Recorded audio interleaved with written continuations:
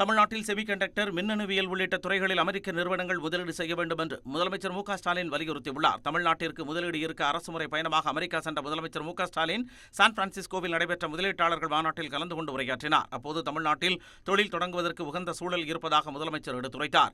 உயர்ந்த மனித வாழ்வியல் நெறியை கொண்ட நாடு அமெரிக்கா.